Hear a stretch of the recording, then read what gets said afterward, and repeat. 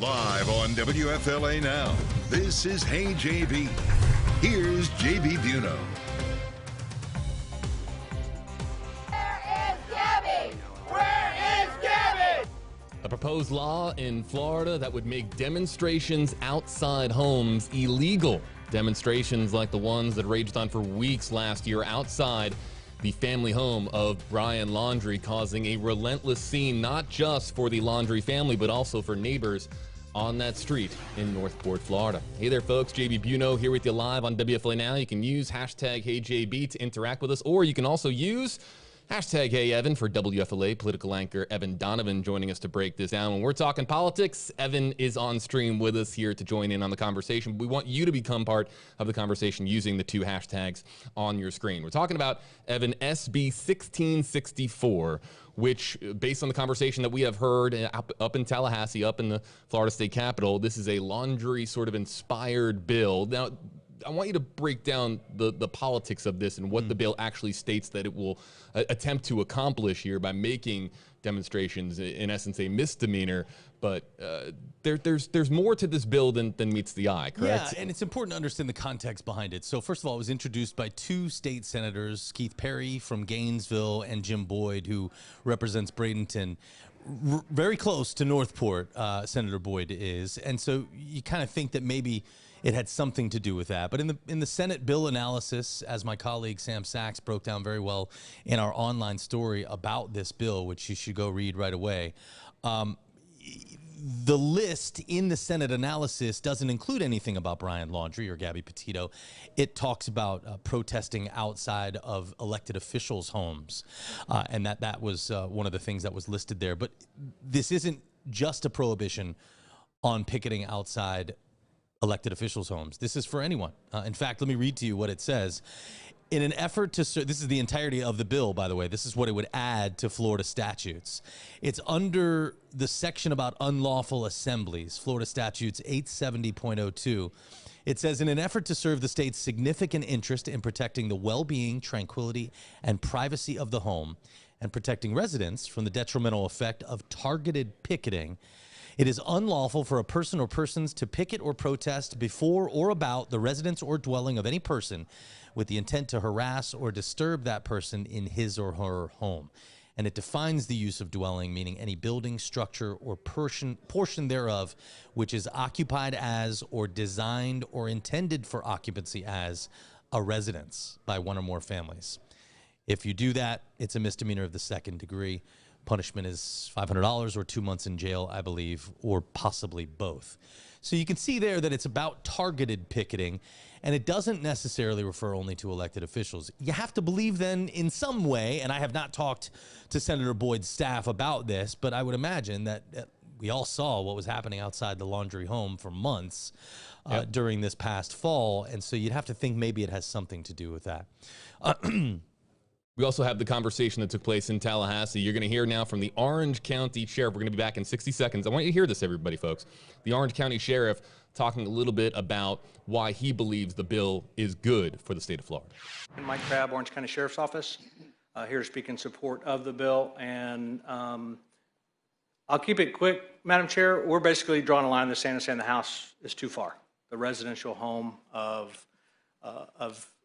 you, the elected officials. I have several other examples. So, and the senator mentioned it, talking about you signed up for a certain amount of it.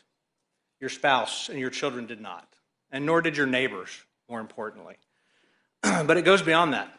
So Brian Laundrie, the murderer from Southwest Florida, had days and days of protests at his house, at his parents' house. He's not an elected official. His parents weren't an elected official, but that wasn't right either. Whether you're on, whatever side you're on, it doesn't matter. It gives a protection. So it's not just for elected officials. I would ask for your yes vote on this. There you go, right there. Sheriff John Mina explaining why this bill is so important. And as he mentioned, not for elected officials. He specifically referenced Brian Laundrie in his testimony. That was a committee hearing, obviously, on this bill. And I think he expresses what most Floridians understand when it comes to their sensitivity around picketing at people's homes. If you're an elected official, or even if you're not, let's say you're Brian Laundrie, certainly we now know that Brian Laundrie did something very bad.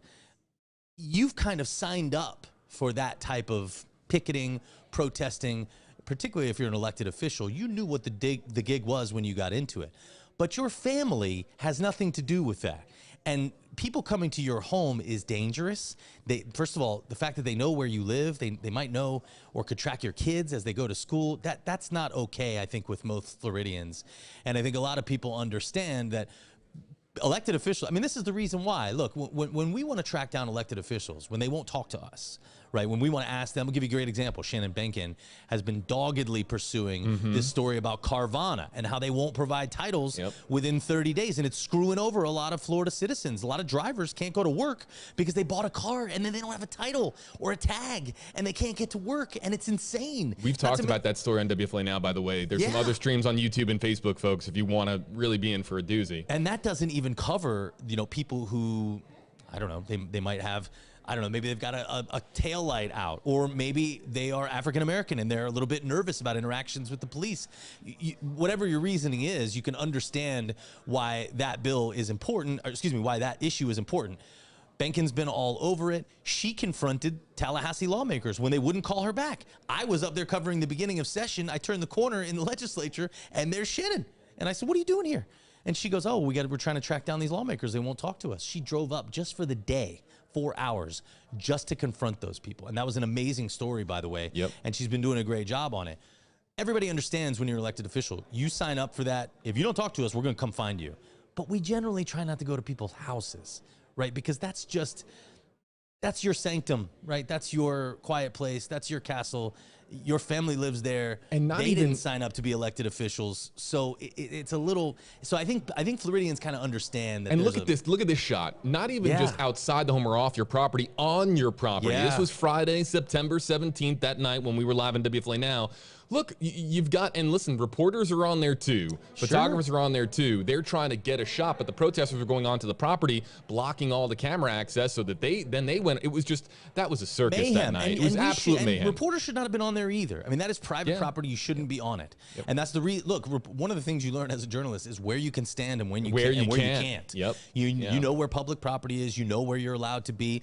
This doesn't prevent people from standing outside of that area, but you noticed right there outside the laundry home, I didn't see a sidewalk, right? Sidewalk's public property, which means if you were protesting there, you'd have had to been in the road, and there's a lot of blocking the road, and you can't do that either. And there's a lot of neighborhoods in Florida that don't have sidewalks. So let's talk about neighborhoods, right?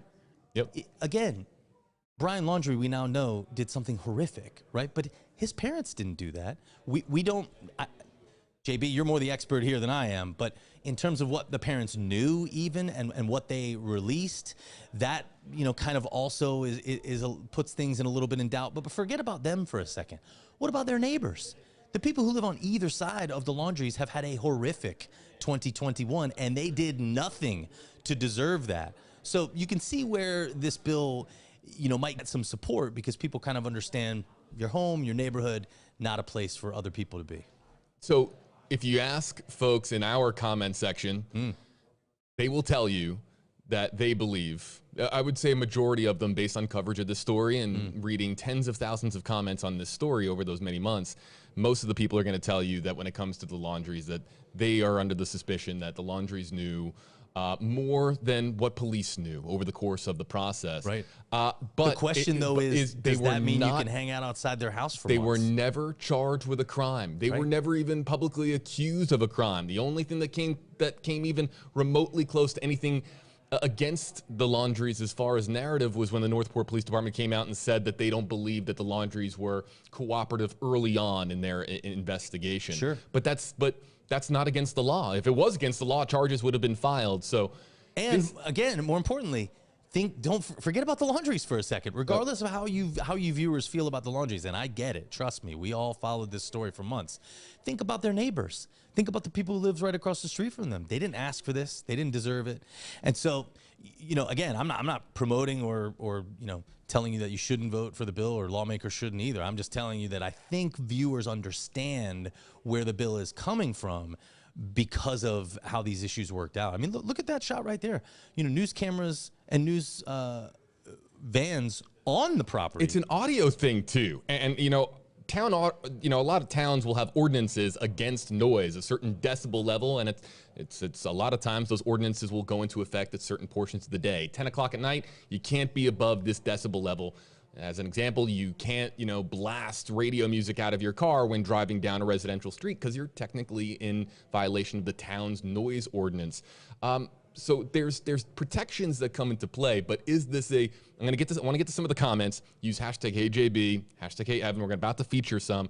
But the first comment that we had from YouTube, and I'd love to give just some shout outs to the YouTube commenters like Chandler, Janny, Les, Robert, Lillian, Tammy Cook, a lot of folks joining us on YouTube. The first YouTube comment that we got, hey, is this a violation of First Amendment rights? If you're standing on a sidewalk or right on the edge of a street or on the edge of the driveway and you're chanting and you have a big sign up that maybe says an expletive on it in the direction of the targeted person, should that be legal? Should that be illegal? Is it a violation of your First Amendment rights if this law does go into effect? I think Let's go to the document, right? You always have to go to the document when you want to talk about these things. The law is very specific. While he brings up the document, bring it, start filing in, and we have a few in the queue, but hashtag HeyJB, hashtag HeyEvan comments. We're going to animate them on screen. In fact, I'll just get one through here while Evan's looking that up.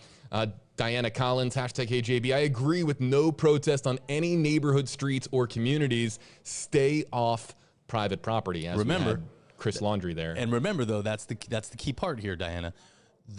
Yes, those people, obviously, that you can see there, we have video of them on private property. But for a lot of the time during these few months, they were on public property. They were on the street or they were on places where they were legally allowed to be. So this bill does go a step further by saying you can't picket outside of a person's dwelling. Deborah Stasiak, hashtag HeyJB. I do not think the Gabby case would have been solved so quickly without pressure placed on the Laundrie's home by picketers. This is a comment that has come up across Facebook, YouTube, and several times, saying that these demonstrations were what got police to pay more attention to the case. Now, I think it's hard. Would Northport police have paid as much attention had the demonstrations not gone on? That's a subjective sort of you can't prove a negative. Based, you can't prove that. But but it is interesting, and that is a good point about, look, the reason why people protest. I mean, nobody's protesting outside the Laundrie home because they think it's going to make Brian's parents tell police where he is. I mean, they're going to do that or not do that based on. But it does put extra pressure on them. And again, you have to take yourself out of this Laundrie situation, and think about the bill in general of what it does to everybody.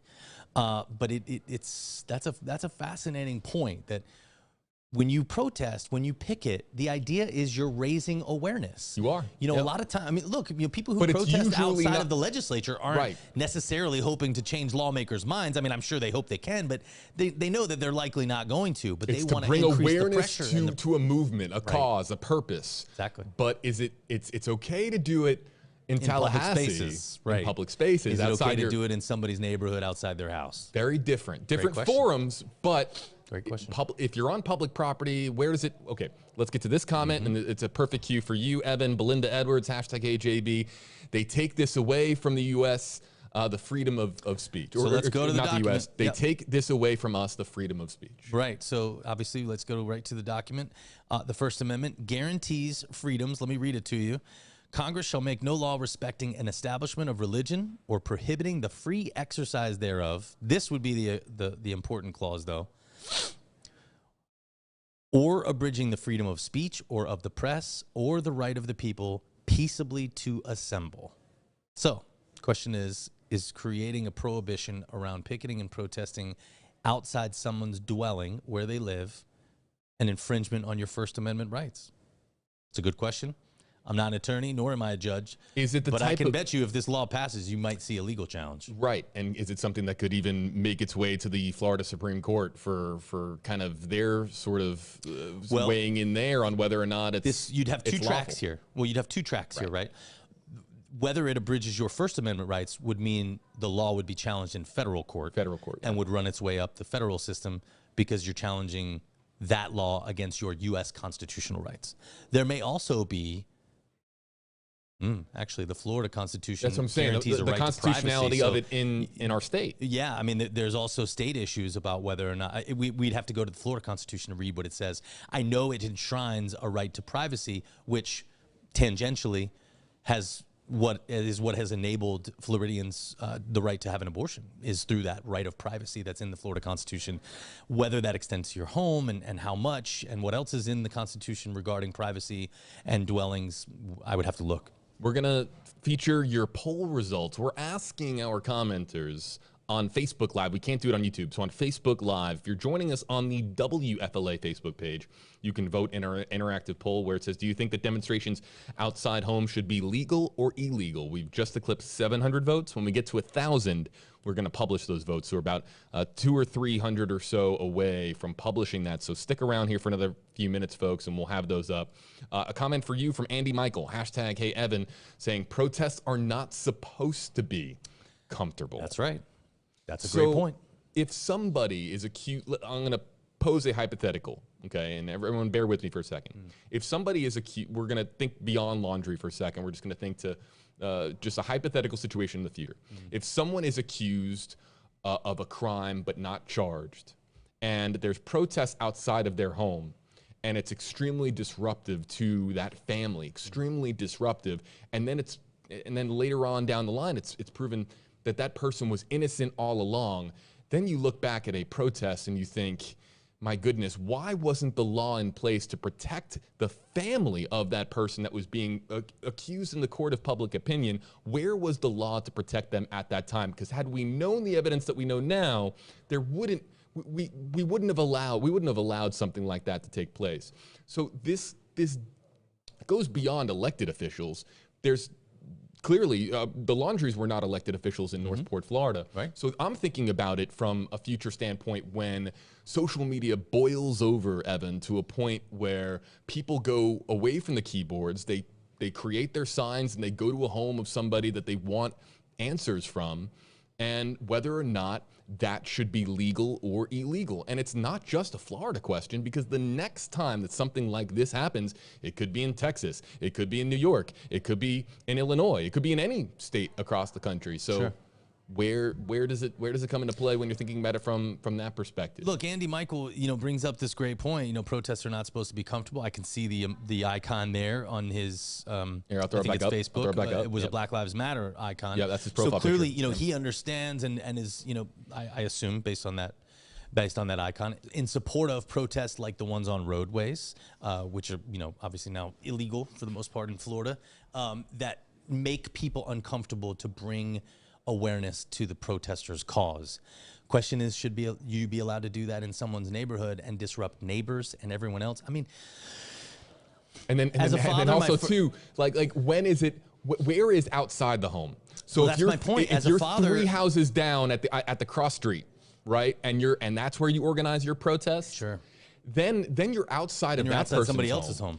That's exactly right. You're right outside someone else's home, or maybe even a group of homes that's completely down the street and shouldn't be subjected to it. Now, none of the neighbors should be subjected to Sure. it, but then they're thinking now this law kind of, now we have this protest taking place on our section of the Right. street just to oblige with the law, when in reality we're not even close to where this person lives. So And as a father, my first thought goes to all that traffic in the neighborhood, all those cars coming by, people acting crazy, they're upset, not paying attention for kids. Those are the kind of things I think about, the collateral damage. But, Andy brings up a good point. How else would you get at the Laundries and put some pressure on them? But again, this bill isn't entirely about the Laundries, but tying it in here makes it really interesting. I as a remember when the hypothetical. TikTok group flew the banner plane over and said, like, TikTok time's up, justice for Gabby, or something to that effect. So there was creative ways for people who weren't even located in the state of Florida to send a message. This was a TikTok group located, and it was a group that people across the country, if not around the world, they organized this all online to hire a banner plane company to fly the banner plane over the Laundrie home. So they got creative in unique ways of sending their messages. Is that something? Is that considered crossing the line? Is that something that would, is that a form of demonstrating? Is demonstrating by banner plane considered something that would fall under the scope of this law? I think it's intended for boots on the ground style demonstrations, but it just brings up the conversation as to what is and isn't allowed as far as, and I'll throw it up here again, to Andy's point, your point, or your right as an American to express yourself and to basically come out into public and say that you do not agree with something, and you understand what I'm saying? I do, and here's the phrase, by the way, the operative phrase: it is unlawful for a person or persons to picket or protest before or about the residence. So you have to be there in person. That's what it sounds like to me. I mean, flying a banner plane over a house doesn't sound like you are before or about the residence. Because another form, again, we're talking about the creative ways. Sorry, excuse me. And sorry to interrupt you, but the operative phrase as well at the end here: with the intent to harass or disturb that person in his or her home. Ah, okay. Well, so another creative way that protests were, and this will be the last example I bring up, there was an effort organized online to send nonstop flowers to the home. And our commenters who were with us during Petito and Laundrie coverage last year remember this. There was just, we would be live outside the house for hours, and flowers would just, florists would continue to make deliveries, and the intent was to put enough flowers on the front, by the front door of the home, that it almost became a Gabby Petito sort of memorial, right, at the home.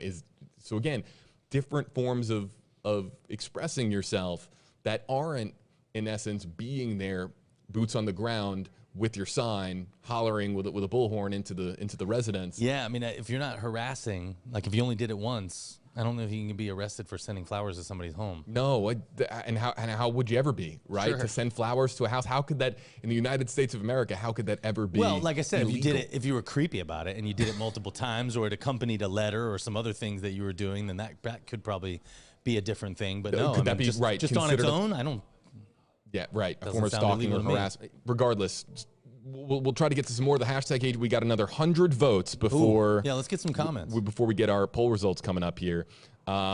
Rachel saying hashtag AJB. It's a nuisance to the other homeowners. I agree. Yep. I think that I think it's going to be almost unanimous that everyone's going to say, of course, it's a nuisance for people that are that's what they're unrelated. Thinking of. Because you got to imagine if you're, obviously the Laundries, again, they are what they are, and people think what they think about them. Yep. But again, if you're the neighbor to the left or the right of the Laundries, you had a really bad year last year, and you're probably really in favor of this bill. And I can't let the stream go on, or at least end, without mentioning that there were neighbors on this street that were selling off portions of their lawn for hundreds, if not thousands of dollars for the media to park there. Right? So, that's true. I missed that. Oh yeah, that's true. And it was, I think, predominantly networks, the ones that had the financial might to pay for someone's property. Sure. So the neighbor, if I'd let you park in my yard for $1,000 a day. That's yeah. Hey, listen, that's the country that we live in. You can make money how you want to make money. Yeah. So I have to just point that out as well. Kiss to Gifford. We had her comment saying, I totally agree. It's not fair to neighbors at all. Let's get to Kelly's comment. It's a big one. Let's read this. Everyone is entitled to their opinions, so here is mine. Protesting in public spaces is fine, but protesting in neighborhoods where people live should be morally off limits. The problem is people don't have any moral values anymore. They say and do whatever they want to each. Some of this should fall under creating a nuisance in a residential neighborhood, blocking residential streets, trespassing, harassment, etc. So let's address that. First of all, to Kelly's point, it is in the part of the statutes that covers unlawful assemblies, and it begins the section about it that if 3 or more persons meet together to commit a breach of the peace, which is kind of what she seems like she's talking about, creating a nuisance here. So it's in that guise. It's there's some language about that in the section of the law where this would go. The other thing that I would say, though, is I don't know that it's a moral issue. Moral's a little strong. If you want to picket and protest and you get your, to get your message across, I don't know that that's a moral issue. Certainly, you got to be careful logistically with neighbors, all the things we've been talking about, but I don't know that it's a moral Because I want to read issue. this again. Kelly's saying the problem is people don't have any moral values anymore. I think that if you asked a demonstrator, they would flip that and say, no, the reason that I'm out there to begin with is because I do have moral values. Right. I consider to be what is happening in this case with Gabby Petito and Brian Laundrie to be wrong, and I want my voice to be heard. So, but my point about it is, regardless of what you think about the Laundrie-Petito situation morally, the protesting part, I don't know is a moral or immoral issue. Right.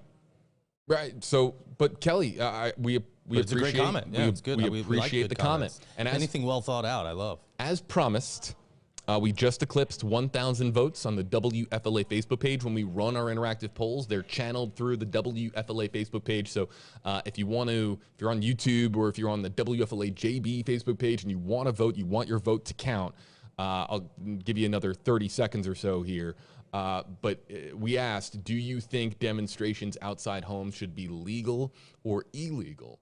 And we're replaying a lot of the video from the demonstrations that we had last year with outside the Northport home of Chris, Roberta, and Brian Laundrie. And let's get to the poll results. And again, these will continue to animate on screen, so if you're getting in your votes right now, it'll still be tabulated. Wow. You see this? Wow. Do Really you think split. demonstrations outside homes should be legal or illegal? Fascinating. 51% say legal. 50-50 Oh, there now. it is. Now it's 50-50. Wow. I think we can count them on one hand, the amount of times that we've run interactive social media polls, and it's been a 50-50 split like this. Really, that's fascinating. It is fascinating because this is something that you can see.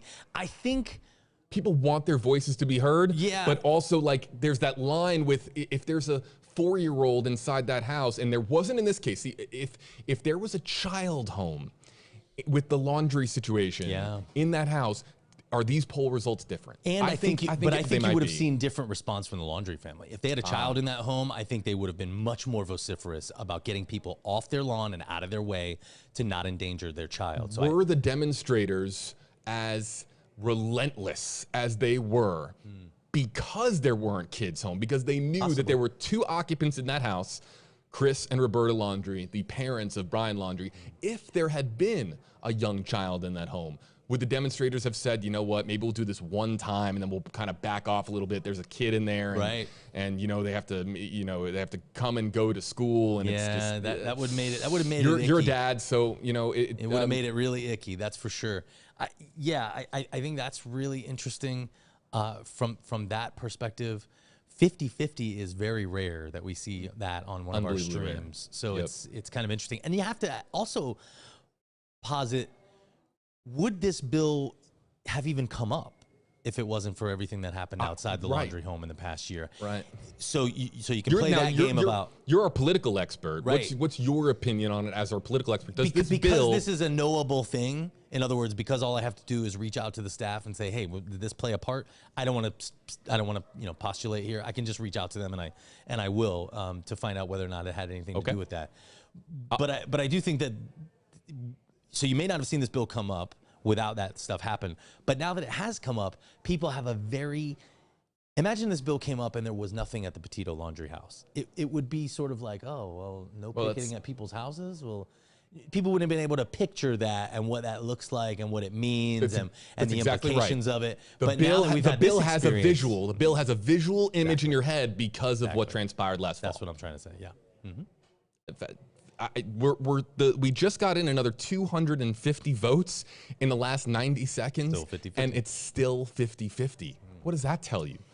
This is one of those bills that lawmakers tell me all the time.